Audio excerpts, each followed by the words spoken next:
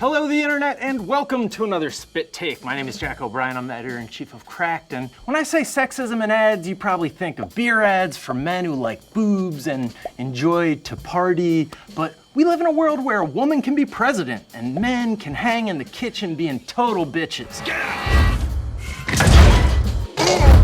We've moved beyond the same old stereotypes and our ads have done their best to keep up, but for some reason this has resulted in the creation of a bunch of fictional universes that have more in common with experimental movies in the Twilight Zone than the products they're trying to sell. Gentlemen? Dude, that's some serious cheese. For a while now, beer ads have taken place in a world where your wives are your moms, and beer and football are contraband that must be smuggled into public settings like pickaxes and hacksaws. It all started when that guy from that show was like, "Whatever, Mom," back in 1998. Whoa. Have a Bud Light. This is awesome. When touchdowns were apparently celebrated with the traditional male rite of slow, rhythmic group sex. And ever since then, wives have been authority figures that men find about as attractive as the warden from Shawshank. So, about a 6. No matter how much technology changes, commercial husbands are still under the thumb of their horrible wives who just want to hang out with them. As you can see, his girlfriend has removed his spine. Poor guy's girlfriend's so into him, she wants to try on sexy underwear for him. Come on over, the Bears are on. He's going antiquing. Look, nobody's clear what's happening in that ad, but that is just how wives are. Always mad for confusing reasons. And telling the giant you watch games with that you have to go antiquing. But I got you this.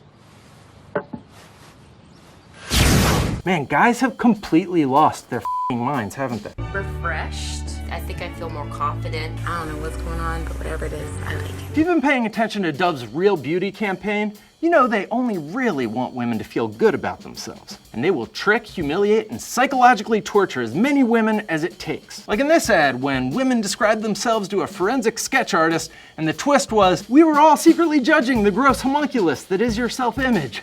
She looks closed off and fatter. In their latest viral ad, Dove, who still sells cellulite cream by the way, abandoned all pretense of altruism and straight punked some unsuspecting women with a fake beauty patch that would deliver 2 weeks of self-confidence. So clearly a lot of respect for women's intelligence. I'd love for people to have the type of change that I've had by trying the beauty patch. Do you have any interest in knowing what's inside the patch? I do.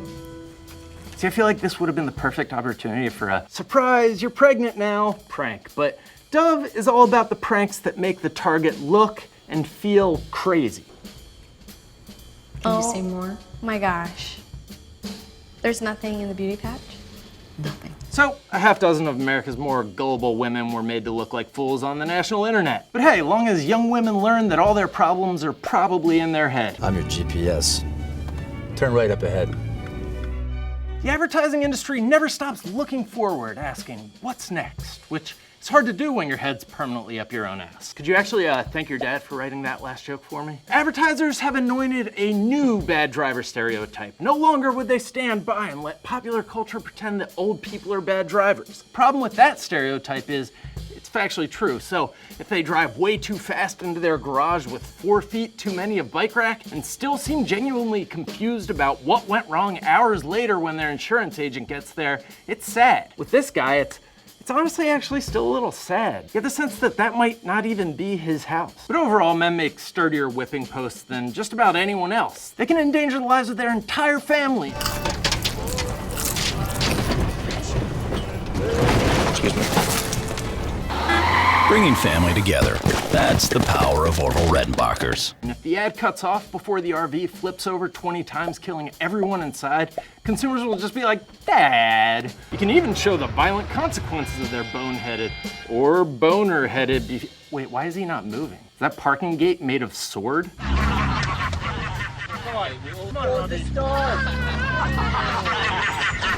Okay, those guys are all dead. You can't just use slapstick comedy as a blank check to kill people. What was the message of that ad supposed to be? All fun and games until the cosmic hand of justice throws your car off a cliff. Hope they have driver's ed in hell, asshole.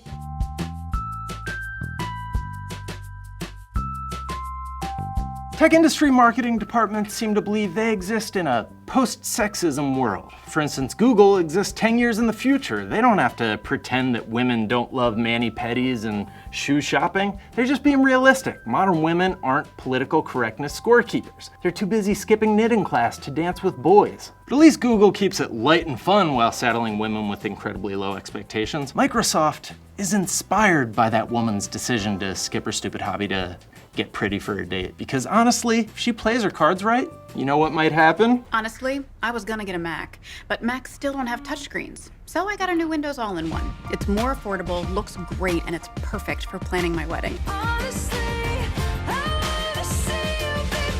Honestly, I want to see you be brave at wedding planning. As a theoretical exercise to see if you could make that little song chunklet more condescending, Microsoft created a second Honestly ad that takes place in a far-off sci-fi twilight zone where women run businesses. I need the boss's signature for this. I'm the boss.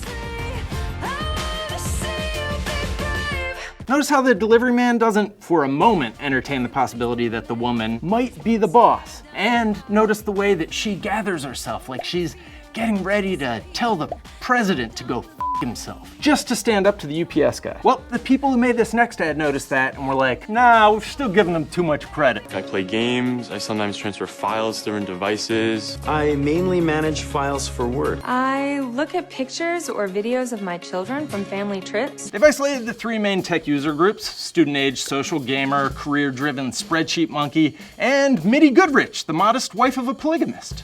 It's always on while I do chores. Really have to admire the way she memorized all those words the elders told her to say to keep the federal government from getting suspicious. So how will everyone respond when they get their own new drive? Wow, this is the SSD, right? Ah, this is the SSD. Oh, cool, neat. What? Is it a Pop-Tart?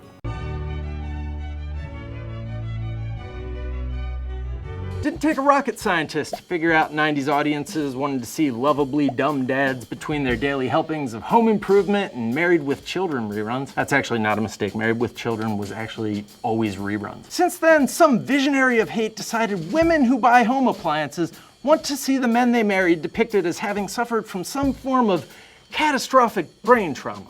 I got that job at the demolition company. Husbands, always having trouble with basic motor functions. Am I right, ladies? It won't go off again for another 30 minutes. That's not a device for parents of adults with special needs. That's how Glade thinks women believe their husbands will react to a device on an automated timer, just befuddled by its magic and deciding whether or not to take it as his new god. This is where the men's rights movement will call discrimination, but shockingly, and for the first time ever, the civil rights movement, for what is inarguably the statistically luckiest demographic of human beings in the history of the planet, have missed a key point.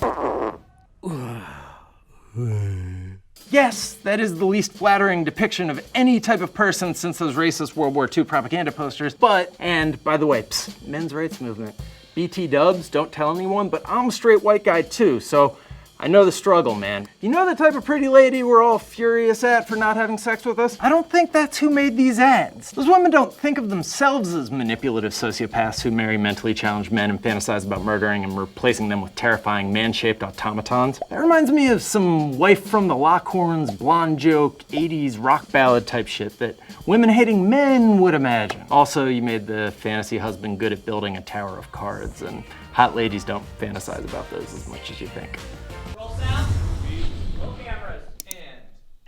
Hey everyone, thanks for watching. Wasn't that a great one of our videos? Be sure to subscribe to our channel for more of those our videos, and leave a comment on this one or other ones. And click the like button and check out our playlist for more of these kinds of things.